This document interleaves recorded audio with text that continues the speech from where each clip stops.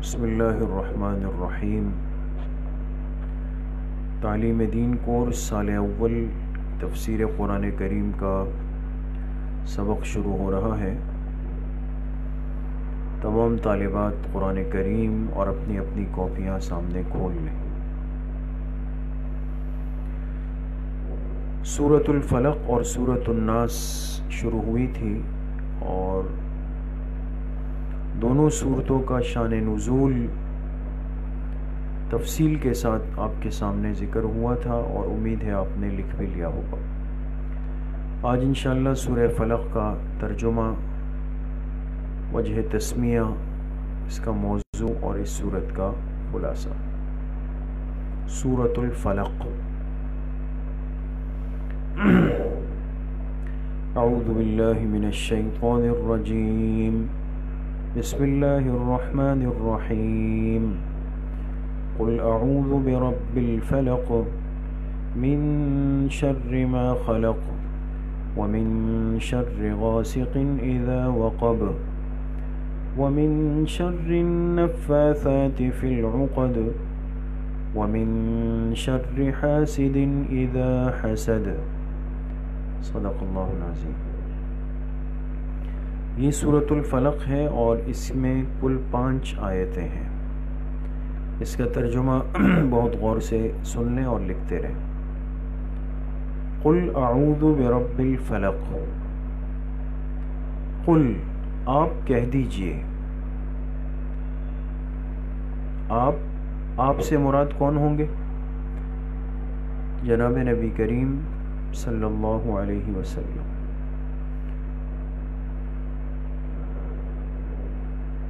آپ کہہ دیجئے اعوذ برب الفلق، میں پناہ مانگتا ہوں برب الفلق، صبح کے رب کی۔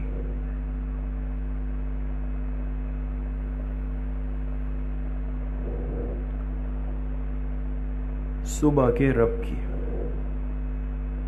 من شر ما خلق، تمام مخلوق کے شر سے۔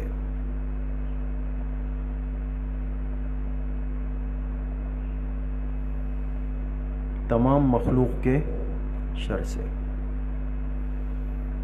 ومن شر غاسق اذا وقب، اور اندھیری رات کے شر سے جب وہ چھا جائے۔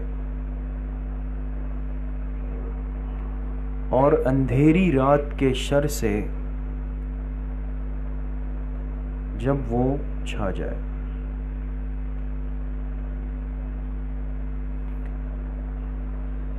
ومن شر النفاثات فی العقد،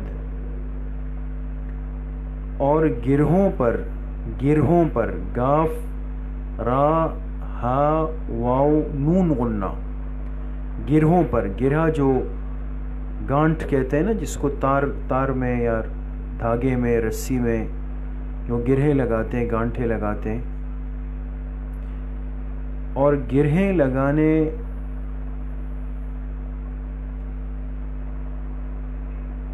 والیوں کے شر سے۔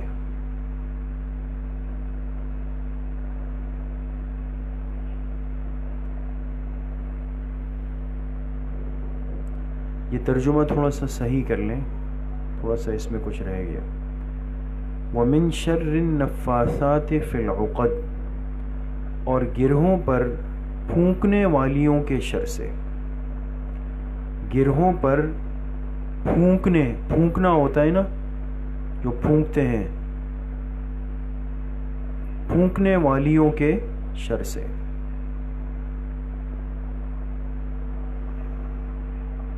وَمِن شَرِّ حَاسِدٍ إِذَا حَسَدَ، اور ہر حاسد کے شر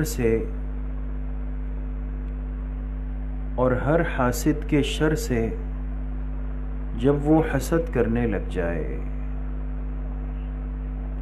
جب وہ حسد کرنے لگ جائے۔ یہ ہے اس سورہ فلق کا ترجمہ۔ وجہ تسمیہ بالکل ظاہر ہے کہ فلق، لفظ فلق کہاں آیا ہے؟ پہلی ہی آیت میں ہے قل اعوذ برب الفلق، تو لفظ فلق آیا ہے،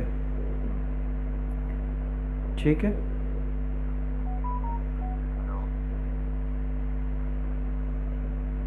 نمبر 3 موضوع سورت. سورہ فلق کا موضوع کیا ہے؟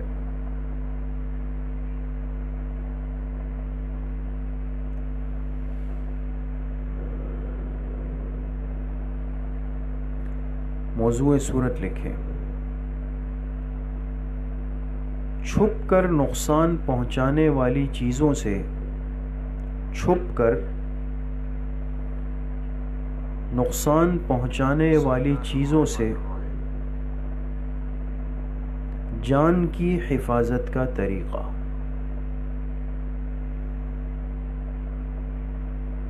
چھپ کر نقصان پہنچانے والی چیزوں سے جان کی حفاظت کا طریقہ.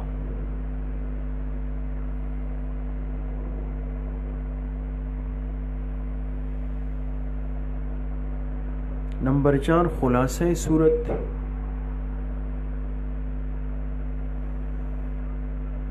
خلاصہ سورت لکھیں. حاسد اپنے حسد کی آگ میں، حاسد اپنے حسد کی آگ میں انتہا تک جا سکتا ہے.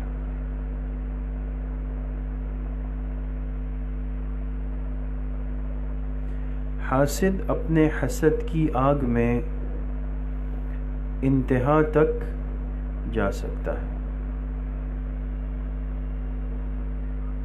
سمجھ میں آ گئی. یہود نے اللہ کے آخری پیغمبر سے حسد کیا، کہاں تک گئے، جادو کیا اور آپ کو اتنا پریشان کیا. آج بھی بہت سارے فتنوں کی بنیادی وجہ حسد ہوا کرتی ہے. لوگ برداشت نہیں کرتے کسی کی خوشی کو، ترقی کو، عروج کو، راحت کو، آسانی کو. بس بجائے اس کے کہ ہم اپنے معاملات کو صحیح کریں، دوسروں کے معاملات میں تاکہ جھانکی رہتی ہے. یہ بہت بڑا روحانی مرض ہے آج کی دنیا کا، جس سے توبہ کرنا ضروری ہے. یہ سورہ فلق ہو گئی. آگے ہے سورۃ الناس، اس کو بھی پڑھ لیتے ہیں تاکہ پورا ہو جائے. سورۃ الناس. بسم اللہ الرحمن الرحیم. قل اعوذ برب الناس ملک الناس الہ الناس من شر الوسواس الخناس الذي يوسوس في صدور الناس من الجنة والناس. صدق اللہ العظیم. اس سورت کا ترجمہ، پھر وجہ تسمیہ، پھر موضوع، پھر خلاصہ سورت. لکھے ترجمہ. قل اعوذ برب الناس، کہہ دیجئے، آپ کہہ دیجئے، آپ کہہ دیجئے میں پناہ مانگتا ہوں، میں پناہ مانگتا ہوں لوگوں کے رب کی.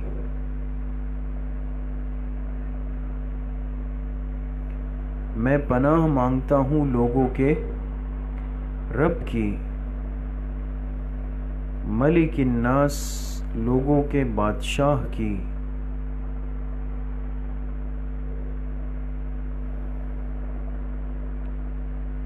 الہ الناس، لوگوں کے معبود کی. میں پناہ مانگتا ہوں لوگوں کے رب کی، لوگوں کے بادشاہ کی، لوگوں کے معبود کی. کن چیزوں سے؟ من شر الوسواس الخناس، وسوسہ ڈالنے والے کے شر سے. وسوسہ ڈالنے والے کے شر سے.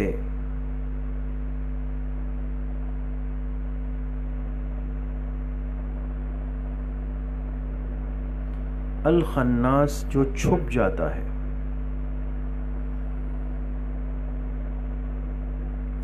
وسوسہ ڈالنے والے کے شر سے جو چھپ جاتا ہے. الذی یوسوس فی صدور الناس، جو وسوسے ڈالتا ہے لوگوں کے دلوں میں.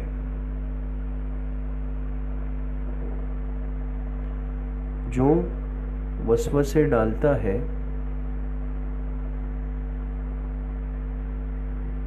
لوگوں کے دلوں میں.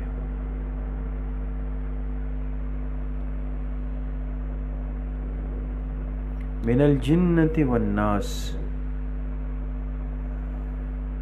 جو جنات میں سے بھی ہے اور انسانوں میں سے بھی.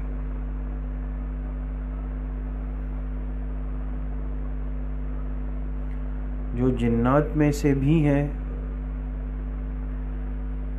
اور انسانوں میں سے بھی. اب دیکھیں ترجمہ تو پورا ہو گیا، لیکن آپ ایک بات پہ غور کریں.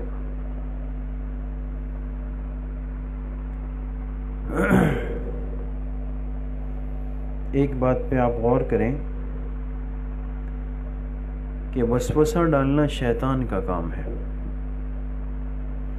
اور عام طور پہ ہم سمجھتے ہیں کہ شیطان کا تعلق صرف پوشیدہ مخلوق سے ہے، یعنی جنات وغیرہ سے نا.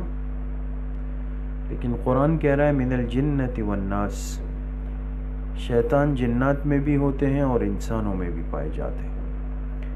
بعض ہوتے انسان ہیں لیکن دنیا میں کام شیطانی کرتے ہیں وہ لوگ. بشکل انسان حرکات شیطان، انسانوں کی شکل میں رہتے ہیں لیکن شیطان والے کام کرتے ہیں. غلط کام، گندے کام، نامناسب کام، تکلیف پہنچانے والے کام، فتنے بنانے والے کام، یہ سب شیاطین الانس ہے، انسانوں والے شیطان ہوتے ہیں. ٹھیک ہے. وجہ تسمیہ کیا ہوگی سورۃ الناس کی؟ اس سورت کا نام سورۃ الناس کیوں ہے؟ اس سورت میں 5 دفعہ لفظ الناس آیا ہے. دیکھیں نا، اعوذ برب الناس، ملک الناس، الہ الناس، پھر فی صدور الناس، پھر من الجنۃ والناس. 5 دفعہ لفظ الناس اس سورت کے اندر آیا ہے. 5 دفعہ.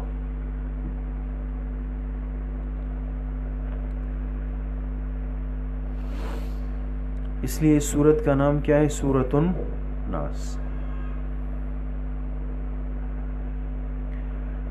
موضوع سورت لکھے.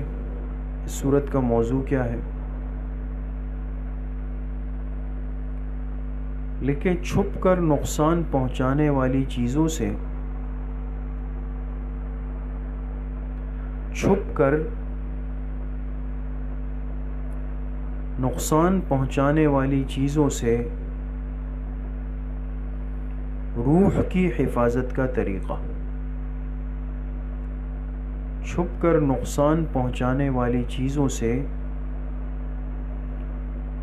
روح کی حفاظت کا طریقہ. سورۃ الفلق میں تھا نا جان کی حفاظت، یہاں ہے روح کی حفاظت. نمبر 4 لکھے خلاصہ سورت. سورۃ الناس کا خلاصہ کیا ہے؟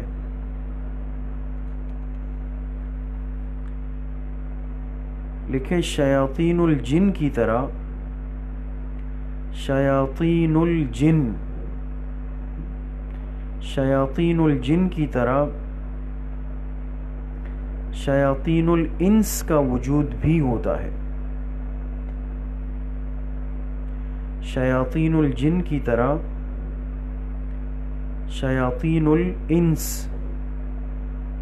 کا وجود بھی ہوتا ہے.